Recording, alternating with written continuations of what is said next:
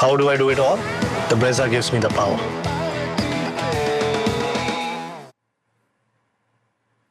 The old guard may be shaken, but the new lot are stirring their own stories. Gujarat Titans, with 4 wins in 5, are sitting pretty at the top and they can go further clear. They meet Lucknow Super Giants, who have 3 wins out of 5 themselves, and they would like to distance themselves from the likes of SRH, CSK and MI, who are crowded at the bottom. These are the two teams, the two newest in the IPL's history, who kick things off on what is the first double header of this IPL 2025 season. Welcome to Maruti Suzuki Arena presents ESPN Cricket for Timeout, where the couch is ready. Piyush Chawla, Wasim Jaffer reunited, Matt Roller, almost the ever-present. Thank you, gentlemen, for your time. This is going to be a long weekend, but a weekend that could yet be so influential. 4 games, all 4 see one of the present top 4 meeting one of the bottom 4 of 5. Feels like a weekend that could really dictate how the next few weeks shape up, Piyush? Well, it might, but mind you, the other teams who are there at the bottom 4, they all are quality teams. And few of them are like playing good cricket, but they're just not able to get those results. So, and T20 is a kind of format, you can't really say that they are at the bottom 4, so they can't win from there. So, it will be an interesting weekend, to be very honest, from here now. Yeah, because if it does work out that way for those 4 teams, if GT, DC, RCB, that is KKR as well, who are not playing, who've done their bit yesterday. If they win, they start distancing themselves, and now around the 3rd, 4th week is when you can feel the table approaching closer to how it can end at times. Yeah, I mean, as soon as you play 7, you kind of feel that half the season is gone, and then, you know, the clock starts to tick. That you need to win this many in last 7 games, and then the pressure mounts. So I feel from the next 2 games, Kolkata has played 6, but every other team has played 5. So after a couple of games, I feel that pressure will start to mount on teams to rack up wins if you are in the bottom half. It'd be a really interesting dynamic to see how it all plays out in terms of how many wins you need to get to the playoffs. I think 8 has been standard since we moved to 10 teams. It was 7 last year. We had quite a few teams tied on 7 wins. RCB sneaking through on net run rate. And we might get a clearer sense of that in the next few weeks, depending on whether teams keep taking points off each other or not. The other thing to bear in mind, of course, is that I think it's going back 7 or 8 seasons for a team to have won the IPL having not finished in the top 2. So we talk a lot about playoffs, but teams will also be thinking Delhi, for example, have a great chance to finish top 2. Yeah, still a lot to be played, as those who've been part of the caravan will tell us things can still change. Of course, the bottom 4 are hoping that it could be a 14-point season, given the way things have begun, especially for the likes of CSK and Sunrisers. But for now, the focus is on Lucknow Super Giants and Gujarat Titans. It is Lucknow who won the toss in what is the first day game at the Ekana Stadium so far. They will bowl first against the Titans, and these are 2 sides who are very similar in the sense that they are top-heavy, about as top-heavy as it gets. About more than 2/3 of the runs for both these sides come from the top 3, Matt. Yeah, and it feels like they've achieved that with very different batting templates, because Lucknow are a team that have gone incredibly hard so far this season, and are sort of riding off the incredible form, really, of 2 of their overseas players, I think, in Mitchell Marsh and Nicholas Pooran, who's probably the informed T20 batter in the world at the moment. Whereas GT are almost set up so that their top 3 are going to dominate the run scoring, where they've got a lot of stability between Gill, Saisidarson and Jos Buttler. They're these sort of dynamic players that almost the evolution of the anchor in T20 cricket, where they're going to bat deep, but while also scoring quickly and taking low-risk options. So it does feel like a clash of styles, despite the fact that they both are heavily reliant on top 3 in terms of percentage of runs this season. We'll just make it clear how much the impact of the top 3 is before we throw the conversation to Piyush and Wasim. You see 72% from Lucknow's top 3. Mitch Marsh and Nicholas Pooran have been swapping the orange cap between them. They are at the top, and you've also got Sai Sudarshan and Jos Buttler, who make up the top 4 as far as those runs are concerned. None of these teams have had any outing so far where those batters have not lasted at least the first half. How do you assess the contrast, as Matt points out, Wasim? Yeah, I mean, it always helps when your top 3 scores. They have different styles for sure, because Gill and Sudarshan can play different roles. We've seen Gill when batting in that chase, he was very sedate, took it to the last. Sai Sudarshan is also same. Once he plays 20, 30 balls, then he, racks the strike rate. Jos Buttler again can do the same, but on the other hand, Mitchell Marsh and Pooran, they are completely different Once they get going, then it looks like they're going to post 230, 240. So different styles for sure, but once your top three scores runs, you have a good chance of winning most games. It's interesting with GT because as much as the scoring patterns have changed since last year, GT still holds some of that old school approach. We heard Sai Sudarshan after the last game saying, yes, we have to bat deep and then allow the middle order to come in at the back end. Well, it's important, as Wasim mentioned, it's very important from a team's point of view that one of the top three should score big. And we have seen what it can done to the team. We saw Sudarshan getting runs in the last game and team ended up getting to... And it's not about the strike rate at that particular time, because if one guy is playing at a strike rate of 140 also, which is norm these days, so it makes life easier for the other batter because you can play a little more freely. You know that one end is already holding up by the one set batter. So I think it's important from that team point of view. That when we are on Sai Sudarshan, there's no doubting the credentials. I mean, the volume of runs in the last 2 seasons has been huge. What do you think is the reason behind him not being as much part of the national conversation as some of the others who've been prolific run scorers in the IPL? Maybe he's not that glamorous compared to the other guys, Instagram and all that. But he does his job pretty quietly. I would say 1 or 2 more seasons in the first class where he racks up 700-800 runs will help. But he's one of those guys who has gone to county cricket and done well, and looks like he's one of those 3 format players. So a lot to like about him, and I won't be surprised that slowly after this IPL his name starts to come up for the national duty as well. Yeah, this is something Wasim brought up during the last game as well. Do you agree that Sai Sudarshan is someone we could expect to see more often, even in some other formats in Indian setups? 100%, because it's very important to have that kind of technique, and he's somebody who has got the perfect technique. And if you have a good technique also, it's very important for that kind of a player to fail for too long, because you go back to your basics, you're just showing full face of the bat to the ball. So that's really helps the confidence, and then you score big runs. We have seen what he's capable of. Like, he's not playing those fancy shots. He's just batting normal, and then he's getting those big runs at the same time as well. All right. And now when we focus on Lucknow, just as I was starting to think of bringing you in with Mitch Marsh and how he's had this start to the season, 450s in the first 5 games. It's only been achieved in all IPL history by 3 batters before: Virat Kohli, David Warner, Chris Gayle. But Mitch Marsh misses out this game. As we confirm, Lucknow is playing 11 to you. They are bowling first. Mitch Marsh is missing this game, and Himmat Singh, batter from Delhi, is who replaces him in the 11. This is Lucknow's bowling first side, so you see both Bishnoi and Rathi, but as much as it's part of the second innings, this is a big factor in this contest. Yeah, that's. I can only assume he's unavailable. Otherwise, it would feel like a big change. But yeah, I mean, it'll be interesting to see what they do in terms of an opening combination. You've got Matthew Bretzker, who can come in and open the batting on the bench, but they may also go with Ayush Badoni potentially, who's obviously named among the impact subs and has had a couple of high impact innings from that middle order already this season. So yeah, it's the sort of thing you have to cope with, I suppose. In IPL, you have these challenges thrown at you. You can't always play the same 11 or 12 players through the season. So yeah, very interesting. Is this the moment then, with Marsh out, and you'd imagine you don't want to change Nicholas Pooran's batting position, is this when Rishabh Pant moves to the top of the order? Well, I would like that to happen. I would think, with his style of play, left hand, right hand again, it's his best chance to come in and play in that power play. And once he gets going with few of his shots, then he's dangerous. So I feel, this is his best chance to come and take the strike at the start.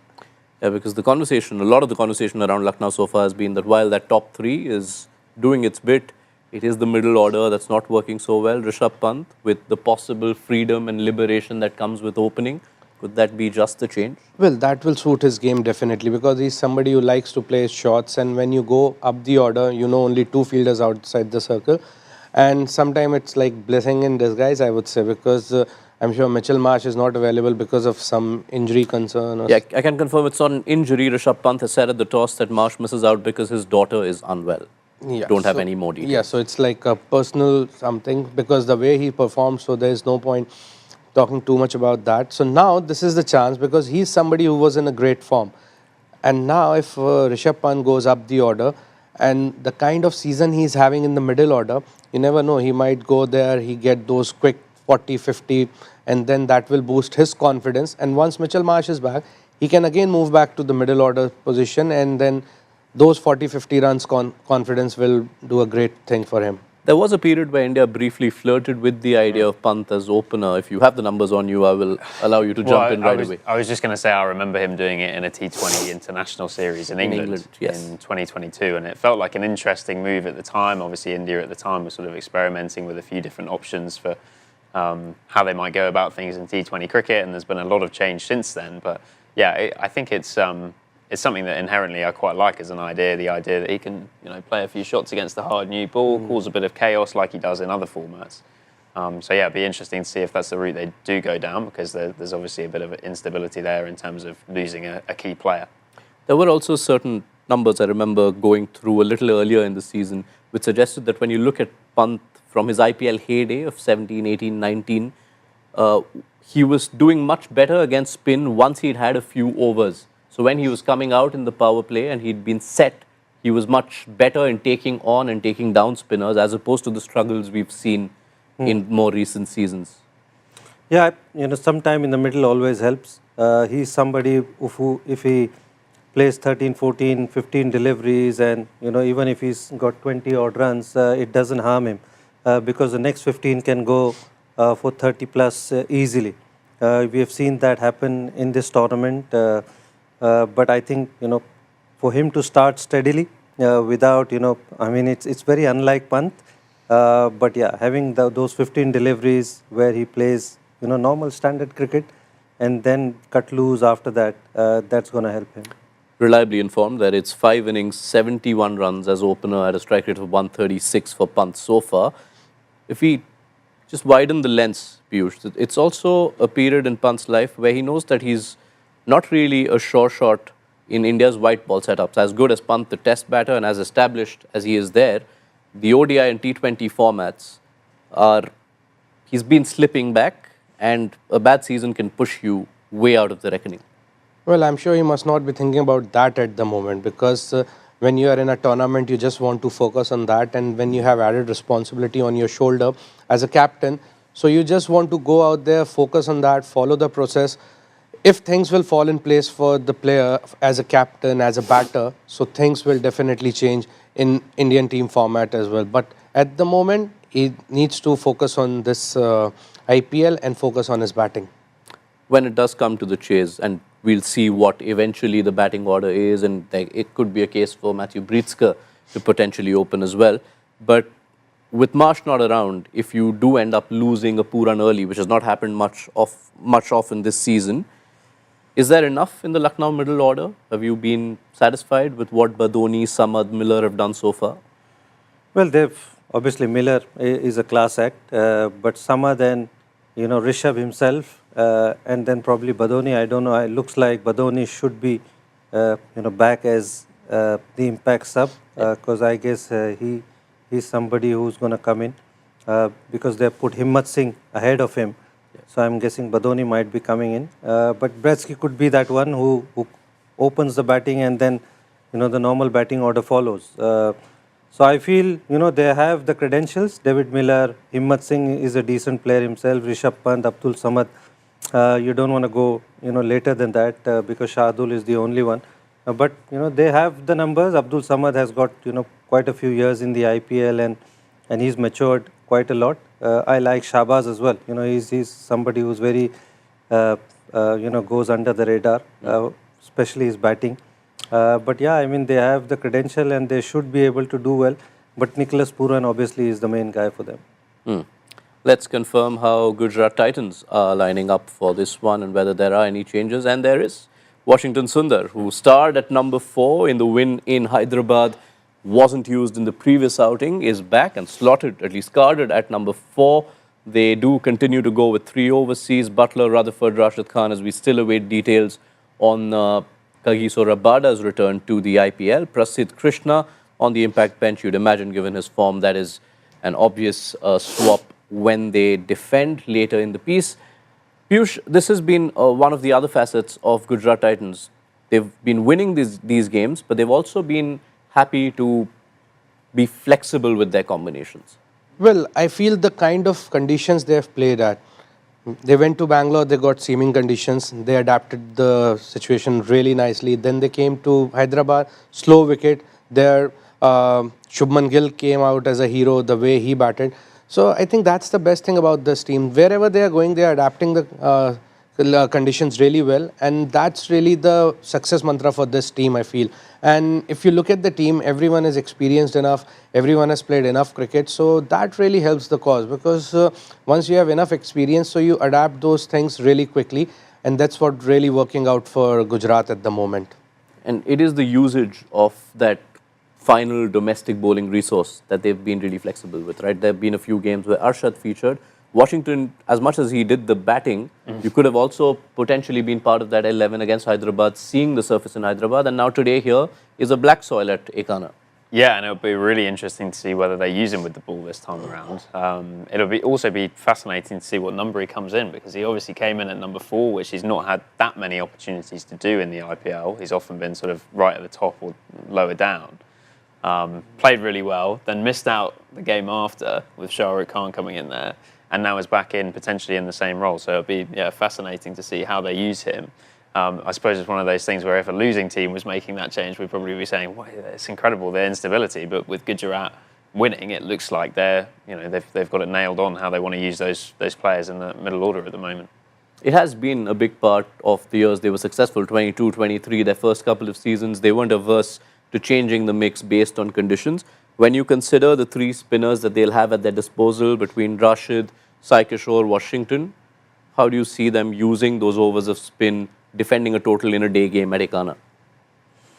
I think Washi they'll probably use today as a bowler, I feel. Prasidh will definitely come in, but he can come in for Sai Sudarshan as well. So Prasidh has to come in with the kind of form that he is in. And I probably, guessing that he's going to bat at number 4. That's probably the place he's best suited to him. He's done well in that one opportunity. But, Ekana is a good place for him to bowl. Being a black soil, long boundaries, it's a perfect place for him to use either in the power play or even in the middle overs. He's also one of the few spinners out there who can claim to have kept Nicholas Pooran at a strike rate below 120. Well, and I was just thinking about that only. What if Rishabh Pant opens the inning? And then number 3, you have somebody, Nicholas Pooran. And Washington Sundar has bowled enough in the power plays. Like, he's one of the, when he came to that fame, he came because of that, off-spinner bowling in the power plays. So I think that will be a good matchup to see. So that will be an interesting battle to watch as well, because the kind of form right now Nicholas Pooran is possessing, and the way these bowlers have bowled against him, especially not in recent past, but earlier. So that really plays on the mind of a bowler or a batsman that he has done well against me. So that will be really interesting. Again, I think those numbers are from previous years where Pooran wasn't the Pooran what we're seeing today. True. That's right. So, if he comes on now in the power play, I'm sure Pooran's going to go after him. So it's a different Pooran we see now in the last couple of years. Yeah, that's a very important point, because Pooran has exploded in the last couple of years and become this world-leading batter, which is also the couple of years where Washington Sundar has not found a lot of playing time, especially in the IPL. In the last game, Piyush, we saw Sai Kishore was not used as much, despite the kind of form he's had. In this game, now if we flip the scenario, and if Pant and Nicholas Pooran are in and are set, do you imagine GT might be, their plans of using Sai Kishore might be altered? Well, he's a kind of bowler who has bowled really well against the left-handers also. We have seen he can angle across when coming round the wicket. But as we said, the kind of form he is in, Nicholas Pooran. So I might see that captain delaying that process, that he might say, okay, you just wait for him to get out that matchup, because he's picking up the left-arm spinners really well. But at the same time, as a bowler, I see that as an opportunity, because any which way he is smacking everyone.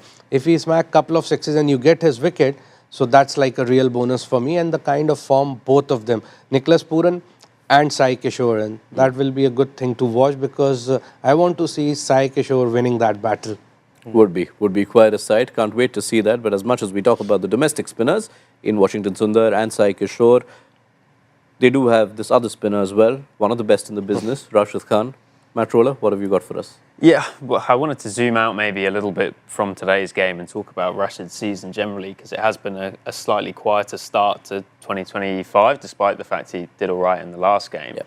And I was having a think about what's changed for Rashid. Obviously, he's coming back from an injury that he sustained, which was quite serious. But I was thinking back to a conversation I had about 18 months ago with Shane Watson. And Shane Watson was one of the guys who has a great head-to-head record against Rashid Khan. He's never been out to him, got 108 runs or 73 balls when they've faced each other in predominantly in IPL. And I remember him telling me about the keys that he used to find success against Rashid. And he said, firstly, he was happy to bat on off stump because he wasn't worried about the leg break going past his outside edge, because he doesn't have that sort of hard spun leg break like someone like Piyush might have had. But the other thing he said was that if he gets through the first 2 or 3 overs of facing Rashid, he's confident that he's then going to overpitch and go chasing wickets. That I wrote it down. He said chasing wickets, trying to bowl miracle balls in his last over. So I went through his numbers for this year and looked at the breakdown over by over of exactly how Rashid has gone. And there is a common trend there, which you can see in the last over of his spell, and this is generally when he's not been going so well. You can see that he has tended to be expensive, particularly those games against Punjab and against RCB as well. So I'm interested to hear, Piyush, whether that's something that you ever sort of felt if you had a quiet first 3 overs in your spell. Would you be tempted to hunt for wickets in the last over, or is it something that we can read too much into? Well, it plays onto the mind as a bowler. Like if you have bowled good 3 overs and say conceded around 20 odd runs, so you want to pick up a wicket because that looks even better in the wicket column.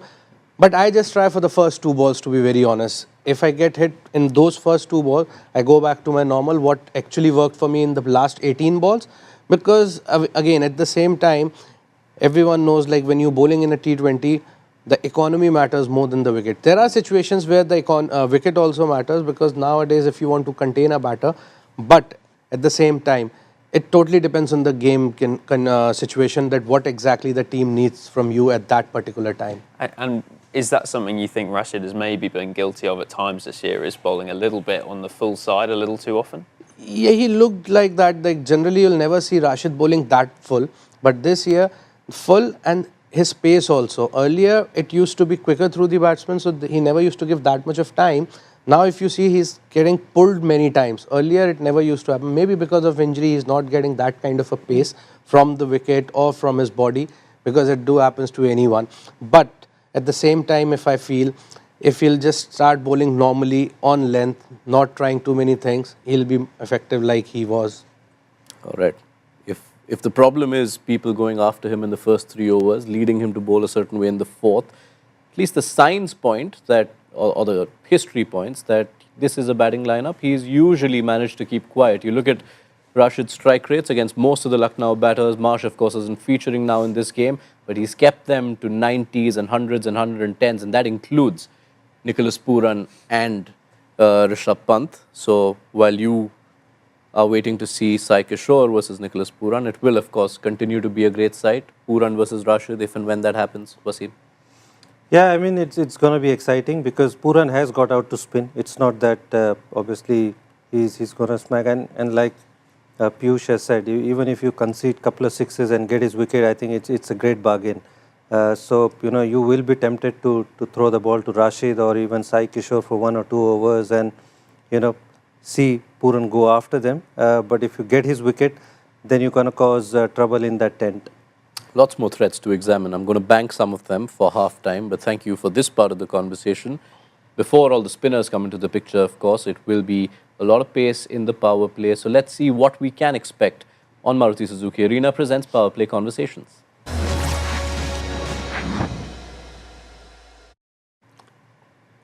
Right. Lucknow's Pacers, they obviously started this season with so many of their Pacers missing. Shardul Thakur came in, started with 2 really impressive outings. They've leaked a bit, and when you contrast these 2 teams, it is opposite ends of the spectrum, because while Lucknow are the leakiest pace attack, they also have among the worst averages and have taken 16 wickets. Gujarat have kept the runs at a premium. They have the second best average. They have the most wickets out of any pace attack, and that is quite a big point of difference, at least going into this game between the two sides, Wasim? I think so, yeah. Gujarat looks like a complete side with their spinners working, even though Rashid not at his best, but they've got Sai Kishore who's done so well. Their fast bowling is sorted. It's like a complete package, Gujarat. But on the other side, I would say Lucknow, they do struggle on the bowling front. Since Avesh has come back, he's done well. He's closed out games in the death. But Shardul is hot and cold. We've seen that before. When he's good, he's good. He's picked up wickets, but he's always expensive. You can quite guarantee that he's going to go 40 plus in his 4 overs. But they are good that, they'll be happy that Digvesh Rathi has come on really nicely. Otherwise, it's going to go really downslide for them because all the other, even Bishnoi hasn't found his form. Akashdeep has been expensive. They've tried Yudhvir Singh and all the other guys, but they have been expensive. And they'll be waiting for Mayank Yadav again. When he comes back, you don't know how he's going to come in and play because he hasn't played for a while. So their bowling obviously is not their strength, Lucknow. But yeah, they have found after Avesh that they have closed out games decently. They do still have among the most wickets when it comes to the first 6 overs. They are in fact level with Gujarat and Delhi. But against this batting lineup, which does not necessarily go as hard or as after the bowling, perhaps more challenging for this pace attack? Yeah, I suppose you look at the GT attack who have managed to be so strong even in the absence of Rabada in the last few games, and it feels like in Siraj and Prasid, they've got 2 guys who have really stepped up in that sort of leadership role and are taking wickets in their specific phase. So Siraj with the new ball and Prasid through the middle. I don't necessarily see these sort of obvious leaders in the Lucknow attack. I think Shardul obviously started well, but coming as a replacement player and has probably faded a little bit since those first few games. And Avesh obviously is sort of a senior player, but coming back from injury. So yeah, I'll be really interested to see how they go, especially when, as you say, GT are a side that's probably going to more look to be 50 for none in the power play rather than 80 for 3. The onus a lot more on this pace pack, power play overs and outside of that, because now that you consider you have no Mitch Marsh, you don't want that total to be something too daunting. Well, when we talk about, you have to score 20 extra more than power score. So when you're bowling first, you have to stop them at least 15, 20 less than the power score because the bowling attack is still on the inexperienced side. And if you are looking, we just saw the numbers. They've leaked lot of runs. And as Wasim bhai mentioned, Shardul Thakur gets wickets, but he leaks lot of runs. And then it comes to, when you have to bowl in the slog over, it's not an easy job to do. But the big question is, what is power score? And what will hence be 15-20 less than power score? Well, I feel on this wicket, if it's a fresh wicket on a black soil, 180, 190 is a good score. It's not a 200 wicket, unless they bat brilliantly like what they did in the last game. But it's a 185, 190 wicket. And is that what you are putting down as your prediction? No, as well? I've already said it, so yes. So it will be 185, 190, thereabouts. Wasim? I'm going to go a little higher, 205. That has been your modus operandi so far. I'll lowball it just because I think the pitch has been used for that MI game. Yeah. So we'll go 175, but I think that could be quite a competitive score. 175 says Matt, 185, 190 Piyush, 205 Wasim. I'm going to try my best and get what forecaster is saying because as Matt pointed out, this is the second time this wicket has been used. Lucknow in their 2 home games, both of which were evening games, used a red soil pitch. In the first one, used a black soil against Mumbai. There they scored 200 and Mumbai only got 190 odd.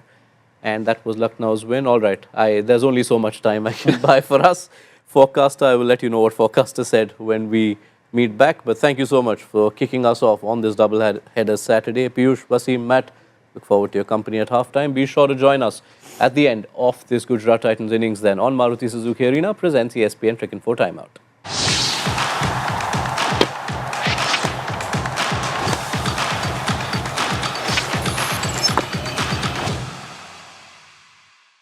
How do I do it all?